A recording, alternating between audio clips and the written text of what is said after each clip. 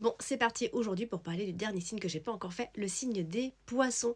Donc si t'es poisson ou que tu connais des personnes poissons, laisse-moi ton avis en commentaire. Donc on les connaît pour leur intuition hyper développée, leur grande sensibilité. Le sixième sens n'appartient qu'aux poissons. C'est un signe qui se fie vraiment à son instinct. Ce sont des altruistes nés. Puis ils sont vraiment sensibles aux émotions des autres, ça c'est vrai. Franchement, ils vont se plier en quatre pour les autres. C'est un signe qui aime vraiment et qui se dévoue vraiment. Franchement, faut avoir un poisson à la maison parce que tu te sentiras jamais seul. Après, comme ils fonctionnent aussi avec leurs émotions, c'est un peu en dents de scie. Ils ont le moral qui vacille un petit peu. Ça leur arrive par des moments de tomber très bas, de toucher le fond. C'est même presque un besoin parfois. En fait, c'est aussi une façon de fuir. Ouais, parce qu'ils fonctionnent trop avec les émotions des autres. En fait, c'est une façon de se réfugier à l'intérieur d'eux-mêmes. Pour s'inspirer, pour réfléchir, ils ont besoin d'être dans leur bulle. D'ailleurs, ils font souvent des rêves étranges. Bref, c'est un signe qui a clairement un cœur d'or. Toujours prêt à aider les autres sans rien attendre en retour. Moi, ce que j'adore le plus chez les poissons, c'est leur ouverture d'esprit. Je peux leur confier beaucoup de choses, franchement. C'est un signe rêveur qui a énormément d'imagination. Bon, peut-être un peu trop rêveur parfois. Ils peuvent aussi se montrer influençables, changer d'idée, changer de discours parfois. Et comme ils vivent avec les émotions des autres, ils peuvent énormément souffrir les pauvres. Et ils n'extériorisent pas du tout leurs états d'âme. Voilà, le poisson n'est pas un signe rigide ni intransigeant. Il s'adapte à tout et tout le monde. C'est pas un signe qui hante dans les colères aussi. Et puis ils sont romantiques aussi. Quand ils sont amoureux, c'est